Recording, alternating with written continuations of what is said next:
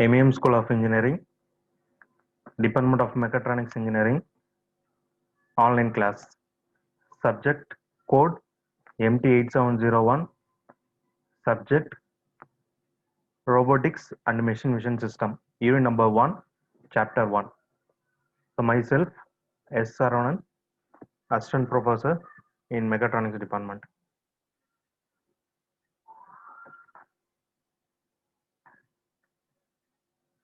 Okay, this is the course objective and outcome of robotics and machine vision system. This is the syllabus for robotics and machine vision system.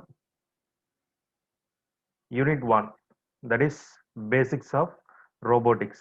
So in this unit we are going to see the basics of robotics, classification of robotics, accuracy and specifications, um, specifications, then components of robots, like that we are going to see in the first half of basics of robot. In second half we are going to see about power transmission systems, that is we are going to discuss about rotary to rotary motion, rotary to linear motion, harmonic drives, gear systems and belt drives. So chapter 1 we are going to discuss about introduction to robotics, basic components of robots, laws of robots. So first we need to know, so what is robot? So in my point of view, so robot is a machine with intelligence. That's all. Okay, robot is a machine with intelligence. So intelligent means we are giving the program. So that is programmed machine means that is robot. That is basic definition for robot is a robot is a reprogrammable multifunctional manipulator designed to move material, parts, tools, special devices through variable programmed motions for the performance of a variety of tasks. So why we use robot? So what are the advantages? That is we are going to see. That is consistency of performance in repetitive boring tasks such as machine loading and inspection we are using. Then hazardous and uncomfortable environments, okay, such as associated with the spray painting, arc welding, grinding, deep sea diving, so radioactive material handling. Like that, we are using the robots. So as well as we are used for cost reduction and increased productivity. Okay, that means robot can work up to 100 times faster than the people in repetitive, low-skilled tasks such as spot welding, drilling, and riveting. In general, a robot work at about the same rate as a person, but cost about 50% as much as a person per hour.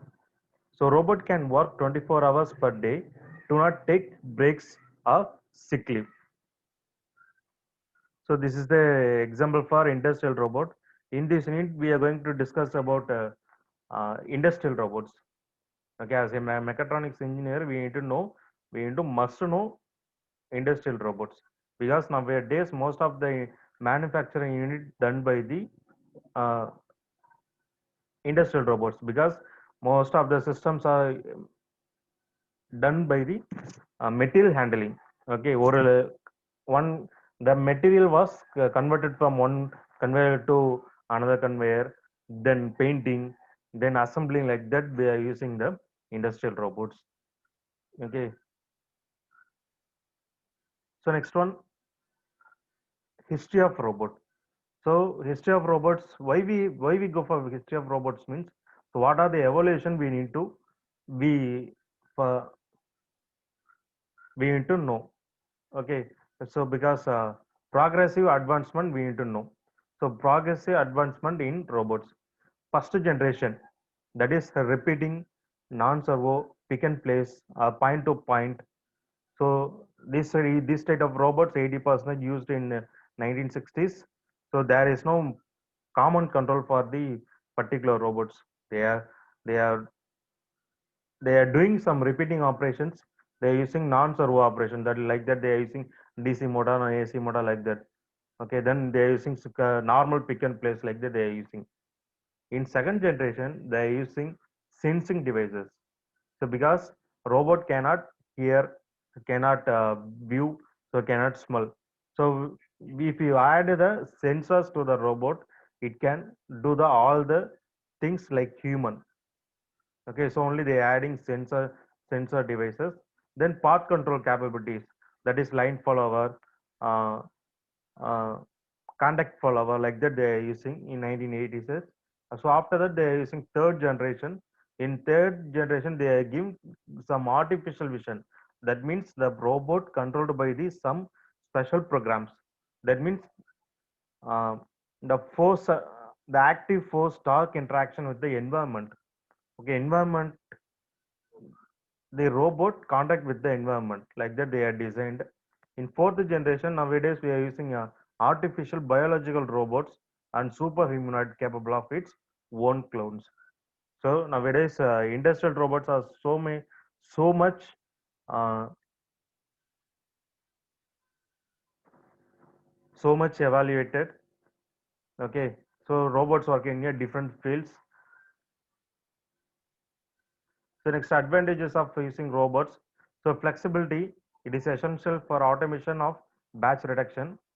So reduced change over time and cost needed for mixed products on high volume lines. Next, better quality. So consistency in production rate and quality, increased productivity rate and quality, then reduced lead time and capital cost, increased moral of the workers. So reduction in overall manufacturing cost or price or unit. Okay, simply in this diagram we can see disadvantages of, so disadvantages of robots, that is expertise, ROI, expense like that. So but advantages more, savings, quality, protection and safety. Okay, then so robot can be easily programmed. So some of the programs they pre-planned being built. Otherwise we can use a teach content method to teach the robot. So this is the world top 10 industrial robot manufacturer. So nowadays, so they are manufacturing different kind of robots for the industrial manufacturing and educational purpose. They are using in a different kind of DOFs.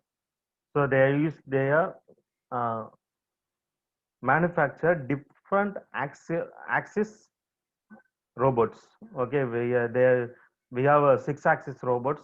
So like that they are manufacturing ABB, Yaskawa, Kuka, Fanuc, Epson. Like that we have more number of manufacturers in robotic fields.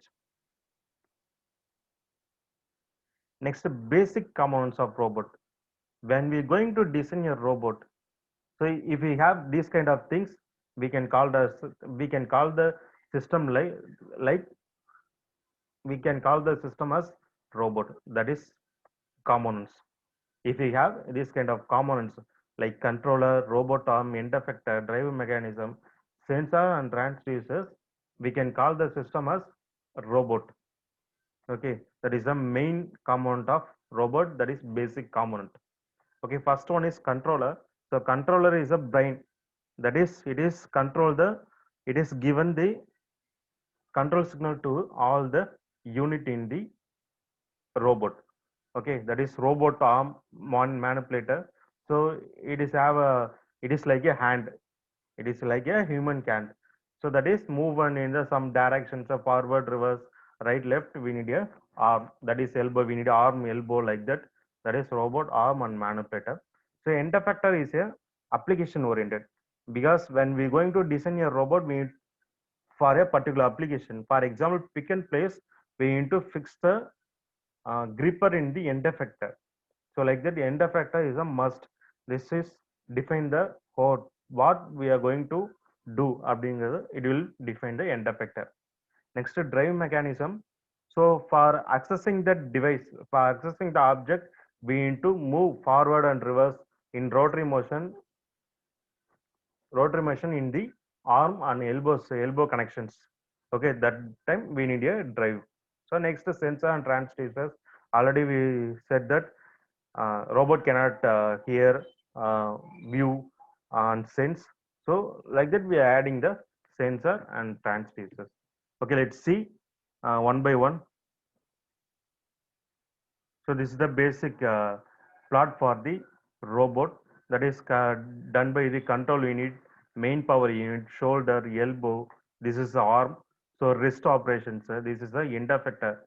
Okay, the total unit called as a robot.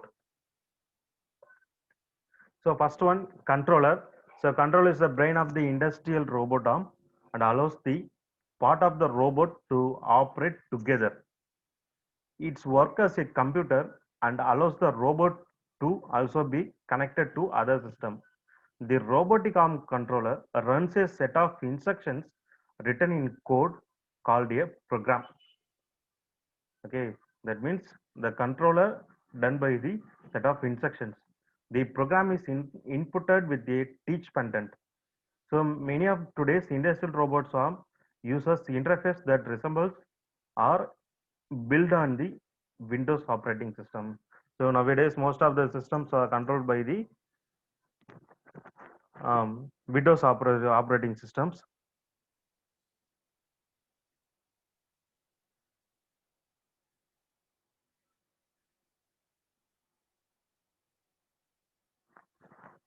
Okay. So next, industrial robot arm. So industrial robot arms can vary in a size and shape. So this is also designed for a particular application.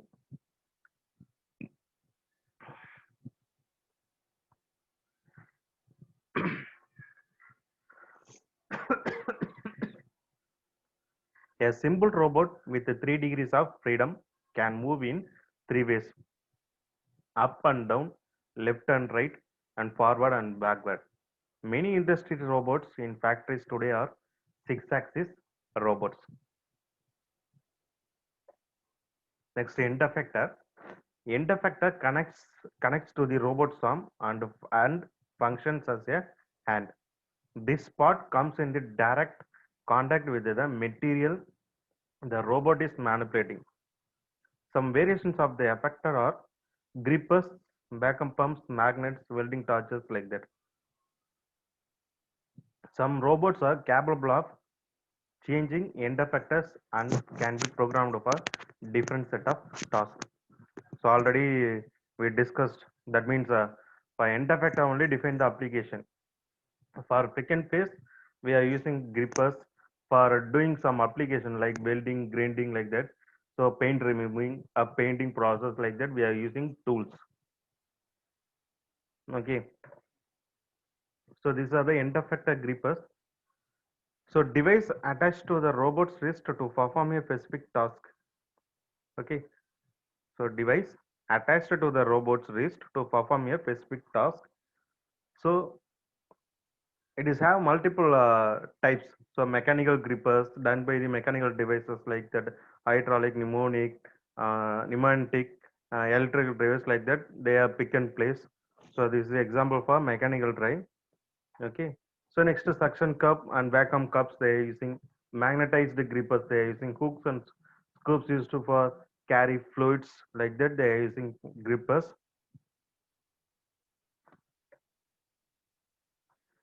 End effector tools. So end effector tools, the device attached to the robot wrist to perform a specific task. So same like grippers, but it is a tool have to contact with the object. Okay, that is example: spot welding gun, arc welding tools, spray painting gun, drilling spindle, grinders, wire brushes, heating torches. Okay, next next we need to know about the drive. So drive is the engine or motor that moves the links into the desired position. For example, if we want to move 2 meter or 2 millimeter, we need to drive the arms. Okay, mainly drives are motors. So motors are hydraulic or pneumatic for used for in the different applications. The links are the sections between the joints. Industrial robot arms generally use one of the following types of drives. hydraulic, electric, or pneumatic. So hydraulic systems give a robot great speed and great strength, and electrical system provides a robot with less speed and less strength. So pneumatic drive system used for smaller robots for fewer axis of movement. So these are the applications. So that application simplify in the below format, that is hydraulic. So hydraulic used for high strength and high speed. So large for used in the large robots, takes floor for space. So mechanical simplicity used usually for heavy payloads. Electrical motor or stepper motor, servo motor. This is used for high accuracy and repeatability. Less floor space we can use.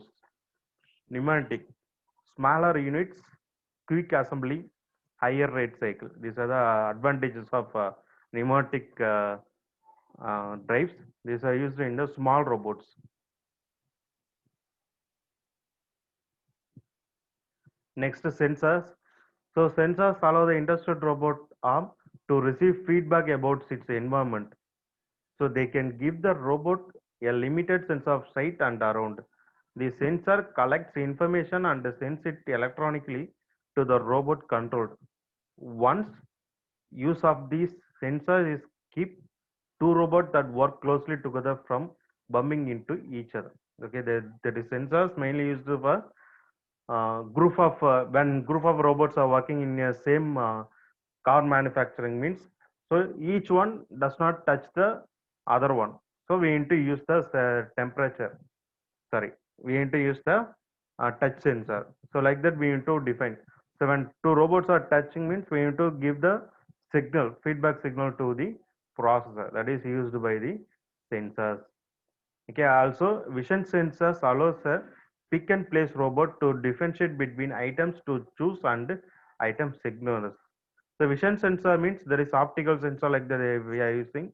So that is used to pick and place the robot to differentiate between the items to choose and items ignore. Which one we need to choose, which one is we need to ignore.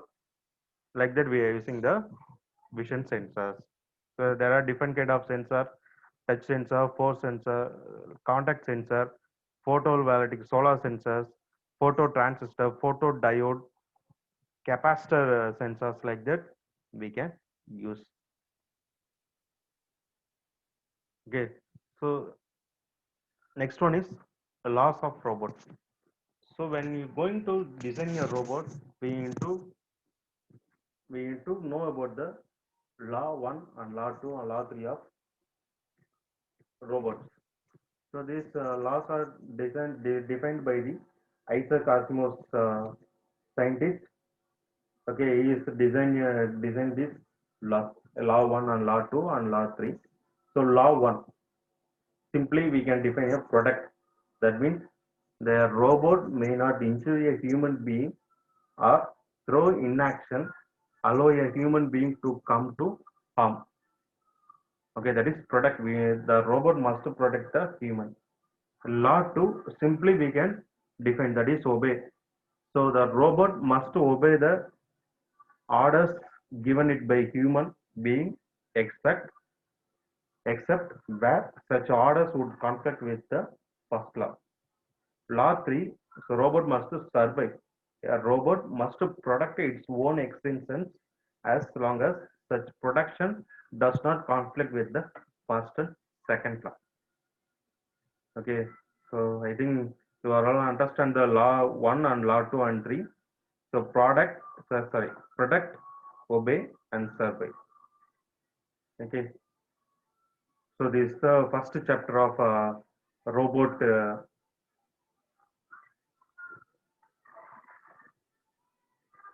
first chapter of basics of robots.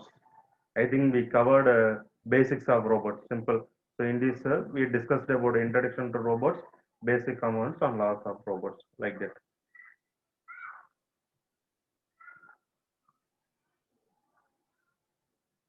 Okay, thank you.